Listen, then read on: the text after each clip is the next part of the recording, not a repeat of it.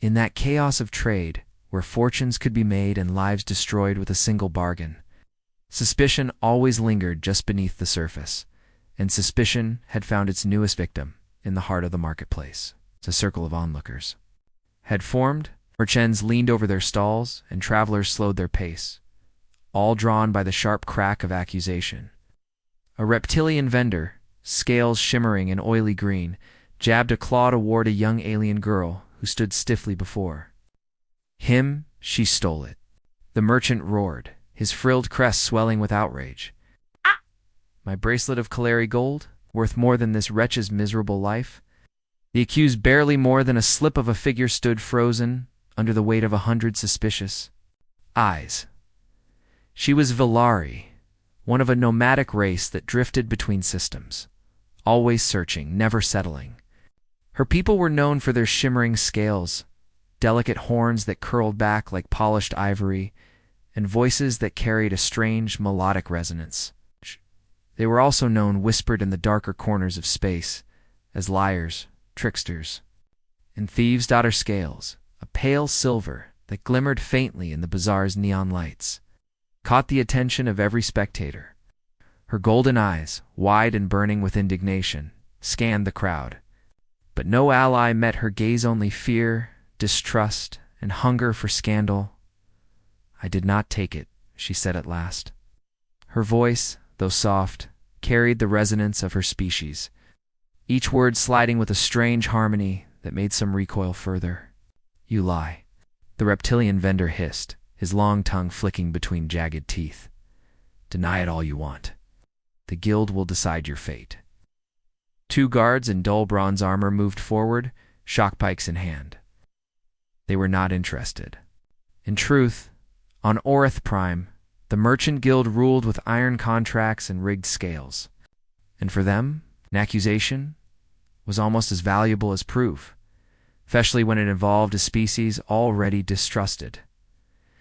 The girl's tail lashed nervously. She looked like she might bolt, but even if she ran, she would never escape the maze of streets, nor the guild's long reach. Already the onlookers muttered darkly, some jeering, others shaking their heads in satisfaction. "Another Valari thief," someone spat. "Should have expected it. Lock her up, sell her labor. It's all her kind are good for." The circle of disdain pressed tighter. Girl's trembling hands clenched into fists, though her pride still held her chin high. She seemed prepared to endure the judgment of the mob alone until a voice cut through the noise. "Wait." The crowd turned. A human stepped into the circle. He was unremarkable at first glance. Tall, broad-shouldered, his worn jacket showing the scuffs of long travel. His dark hair was a little too long, his boots a little too dusty.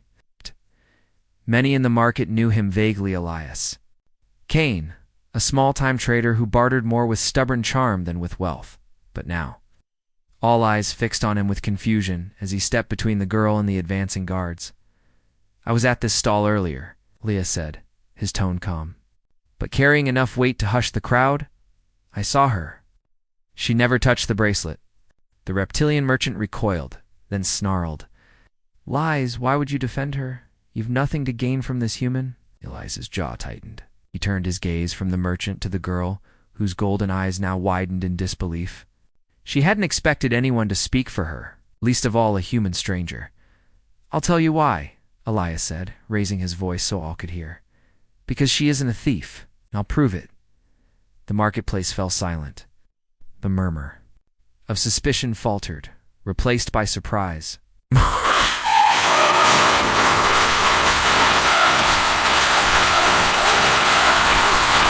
No one challenged the guild. No one spoke for a Valari. Yet here was a human, stubborn and reckless, standing before the crowd and demanding truth.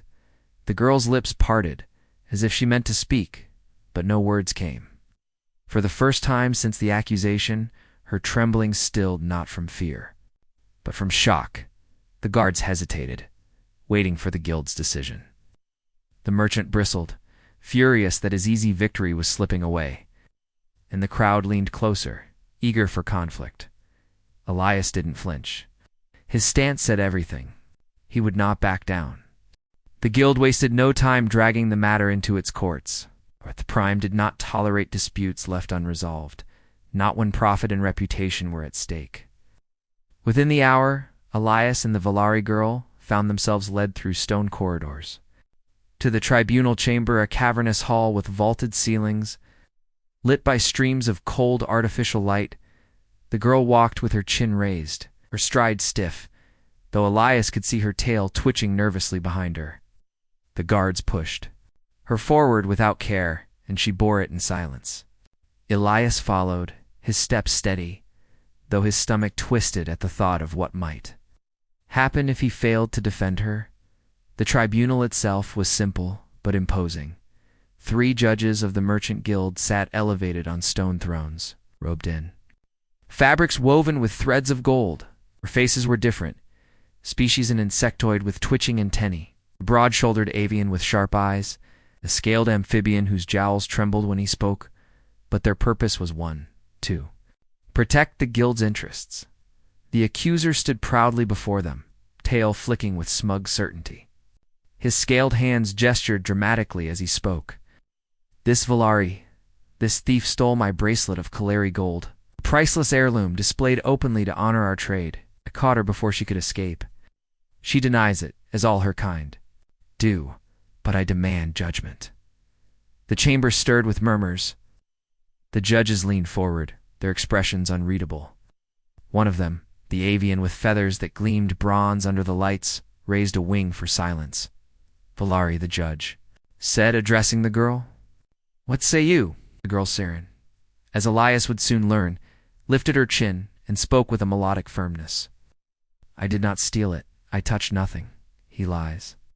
Her words rippled strangely through the chamber, the resonance of her species, carrying notes that made even Ilias's skin prickle. But to the judges, that resonance was not beauty. It was suspicion. To them, every word sounded rehearsed, calculated. The amphibian judge croaked low. "Valari words are smoke. We will have proof." The merchant grinned, his sharp teeth gleaming. "There were no witnesses but myself except this human." He spat the word like it was an insult. "And what is a human's word worth in guild? Matters." The judges turned their gaze toward Elias. For a moment, silence filled the chamber. The weight of their scrutiny pressed on him like a physical force. He knew what they expected: hesitation, a stammer, or a half-hearted defense that would quickly crumble under their cross-examination. But Elias Kane was not a man who enjoyed playing by someone else's rules. He leaned forward slightly, folding his arms across his chest. "I was there," he said plainly. "I saw her in the stall. She never touched the bracelet." The insectoid judge clicked its mandibles impatiently. "Human, do you have evidence?" "More than your word? Evidence?" Elias echoed, raising a brow. "You want evidence? Then let's talk about evidence." He gestured broadly toward the merchant. "That one has run this stall for years. And for years I've seen him play the same trick, bait outsiders, accuse them, and then settle with the guild taking their freedom or coin.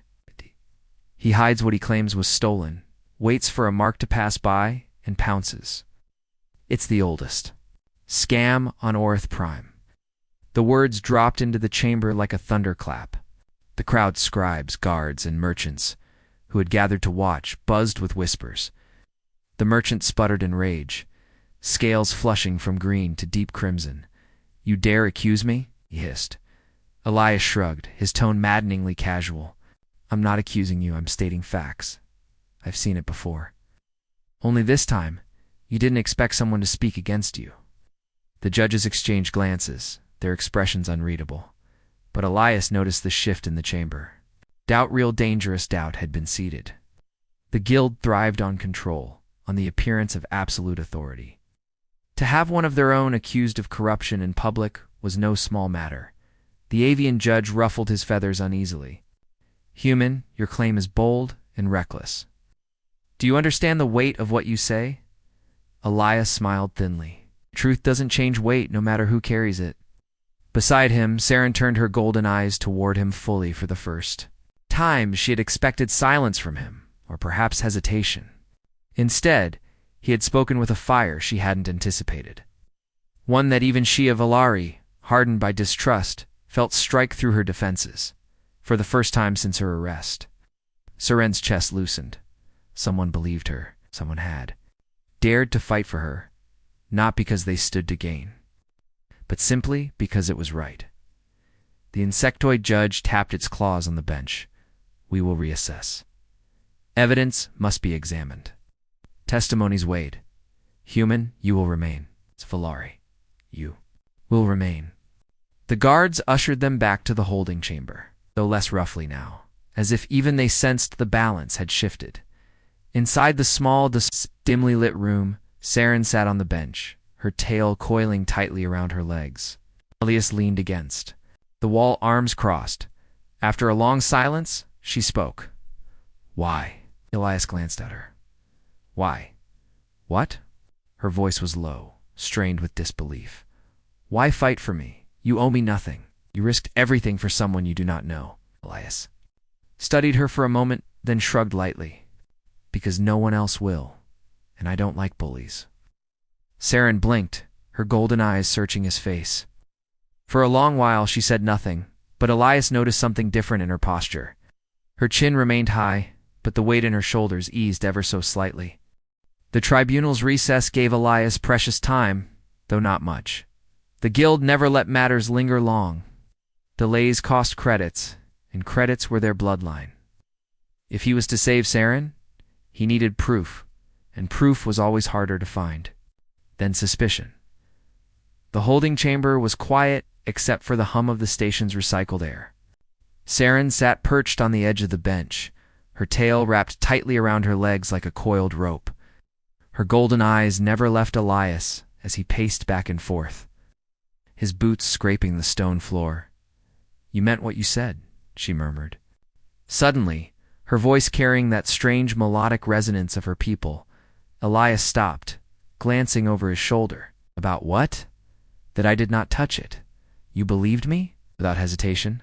She tilted her head, the faint light glinting across the fine silver scales of her face. Why?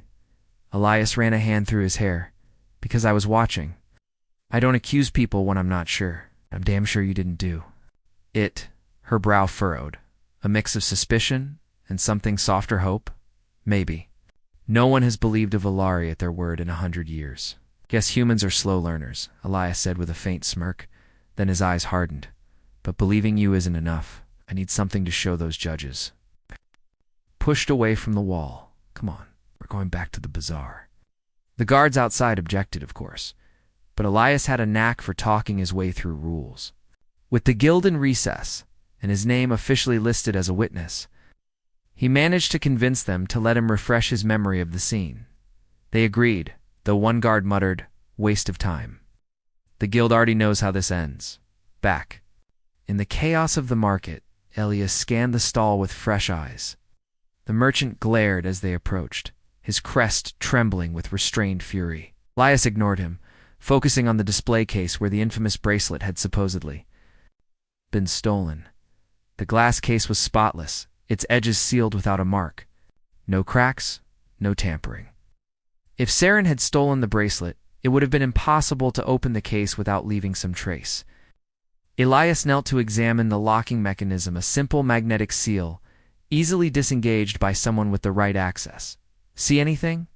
Saren asked quietly, standing at his shoulder. Elias straightened. Yeah, I see a setup. The merchant barked. You have no right. Elias cut him off with a raised hand. Funny thing.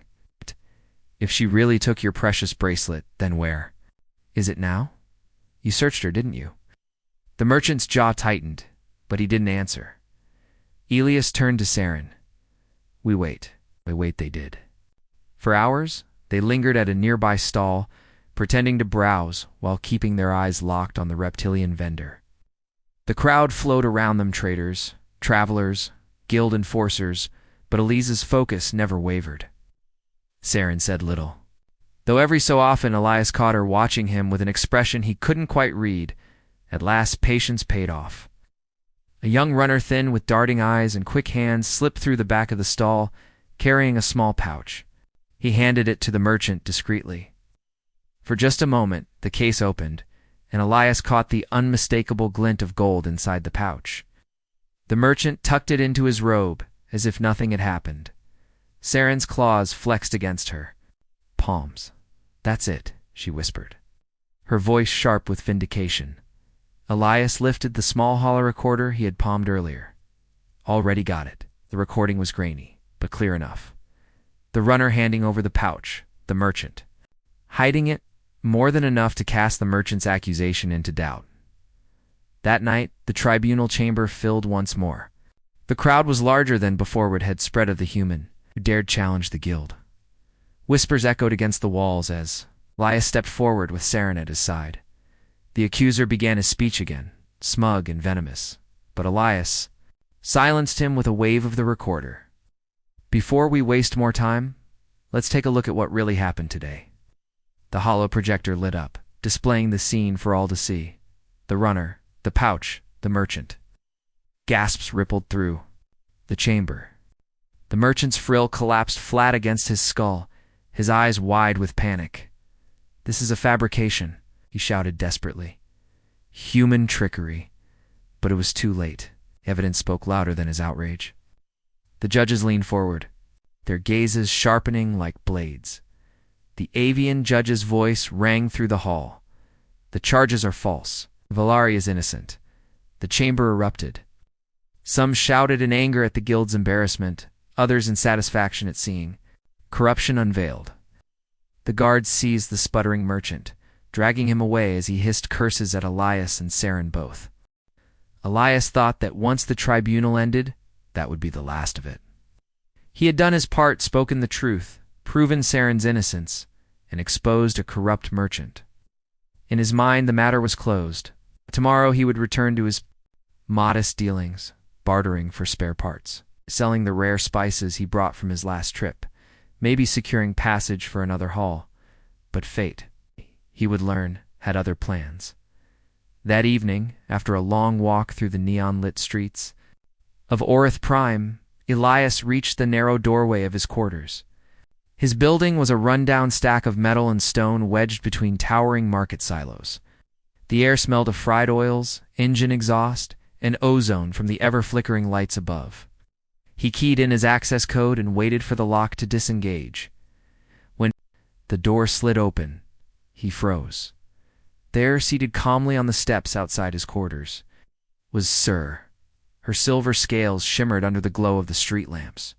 She looked almost statuesque, arms folded across her chest, golden eyes fixed on him with quiet intensity. Her tail curled neatly around her, the tip flicking every so often like a cat's. Elias sighed. "You shouldn't be here." "And yet I am," she replied without moving. Her melodic tone, sharp yet strangely soothing, carried no hint of apology. He rubbed his temple. "You're free now. The guild cleared you. You don't need to follow me." Theron tilted her head, regarding him the way one might regard a puzzle. Peace that almost fit. "No one has ever spoken for me before. No one has defended a Valari's honor." She tapped one claw against the metal stair. "Where I come from, when such a thing happens, a bond is formed." "A vow," Elias frowned. "A vow." Her gaze sharpened. "You gave me dignity when all others spat on my name. To walk away would dishonor both you and me." Elias exhaled, leaning against the doorframe. "Look, I didn't do it for some vow. I did it because it was the right thing. You don't owe me anything." Lips curved not quite a smile, but something softer than her earlier defiance. "Not a debt. A choice. I stay because I choose to. You gave me truth when I had none. That is not something my kind forget." He studied her silently. Most people, after surviving humiliation and false charges, would want to disappear into the crowd, erase themselves from memory. Saren, however, had chosen the opposite. She clung to the moment of her defense as though it were a lifeline. Finally, Elias sighed, half in resignation. "You're stubborn." Her eyes glimmered faintly. So are humans. From that night on, Saren was never far from him. At first, Elias found it unsettling. He would step out into the bazaar and find her trailing just a pace behind, her golden eyes constantly scanning, always alert. At his stalls, she stood at his shoulder, silent as customers negotiated. At meals, she sat opposite him, dissecting his human habits with quiet curiosity. "You eat too quickly," she remarked one night, watching him shovel stew into his mouth. He scowled. "And you stare too much." She tilted her head. "Perhaps." Despite the strangeness, Elias began to notice her presence wasn't a burden. On more than one occasion, when guild enforcers tried to intimidate him into paying extra tariffs, Saren's low growl and glinting claws made them think twice. And when traders tried to cheat him on weights or shortchange his goods, her unblinking golden stare made them uncomfortable enough to relent. Yet more than her silent protection, it was the trust that shifted something in Elias. He wasn't used to it. Most people on Orith Prime looked out for themselves. Partnerships were shallow, built on coin and convenience. But Saren's choice to stay with him carried no price tag, no contract, just trust. One evening, as they walked back from the bazaar, Elias asked, "You really don't plan to leave?" "Do you?" Saren's tail flicked idly behind her. "Leave? No. Where you walk, I walk." He shook his head, chuckling softly. "Guess I don't get a say in this, huh?" Her golden eyes locked with his, steady and fierce. "No, you don't." For a moment, silence hung between them, broken only by the distant hum of hovercrafts and the chatter of the bazaar. Elias felt something unfamiliar stir in his chest, a strange comfort in knowing he was no longer walking through the galaxy alone. The council chamber had never been so silent. Ordinarily, the air thrummed with the overlapping chatter of hundreds of species tentacles clicking, wings buzzing, translators humming, but now it was as though the galaxy itself held its breath. Darius stood at the center, shoulders squared, every word measured as though carved from stone. At his side, Zara sat with her head low, her luminous eyes darting between the accusing counselors and the human who had chosen, against all reason, to defend her. Her hands trembled, the delicate fingers of her species folded into themselves, ready to be broken by a verdict she already expected. The prosecutor, stiff-jawed Valeron with skin like iron plates, spent hours painting her as a thief and alien wanderer with no clan, no record, no anchor to tie her to honor. He held up testimonies, half-truths, and twisted accounts, each one designed to push the chamber further toward condemnation. But Darius had come prepared. He brought up hollow recordings, not just of the alleged theft, but of every moment leading up to it. Where others had cherry-picked moments to cast Zara in shadow, he replayed the entire sequence. The footage showed her entering the trade hall, stopping to admire an artifact, but never touching it. The timestamp revealed she had already left when the supposed theft took place. And most damning to the council's case, he revealed the concealed footage of a rival merchant's assistant, sliding the artifact into his cloak when the lights flickered. A ripple of unease ran through the chamber. Zara gasped softly, wide as though even she couldn't believe what she was seeing. All this time, she thought Darius only had words.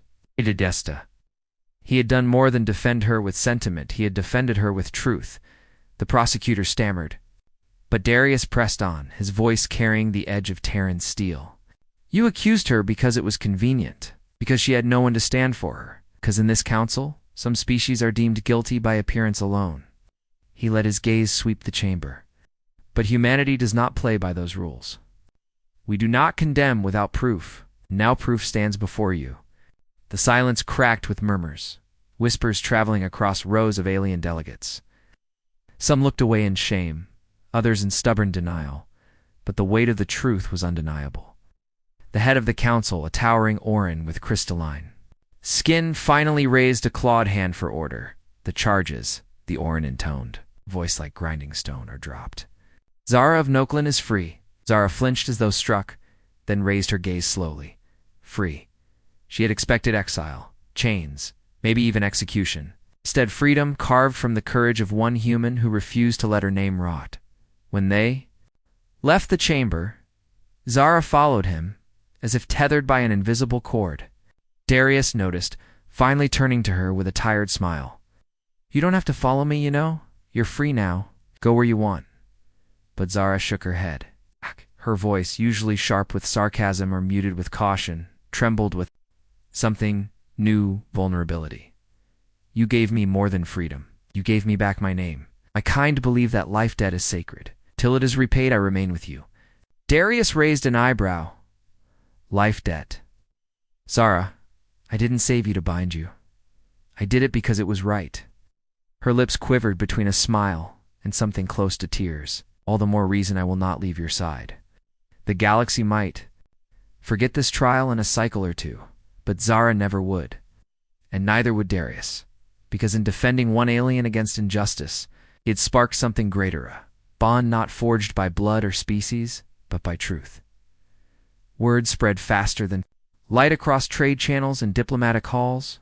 The human who defended the thief, the girl who wasn't a thief at all, and everywhere the story traveled, whispers followed about the strange Terran conviction that justice wasn't negotiable, about how a single human had stood against a council's tide and made it shift. For Zara, the weight of proof was no longer just the evidence in that chamber. It was the proof of loyalty, of defiance against prejudice, of a human heart that refused to let her fall. And so she stayed. Whether the galaxy understood or not, she had chosen her place at his side.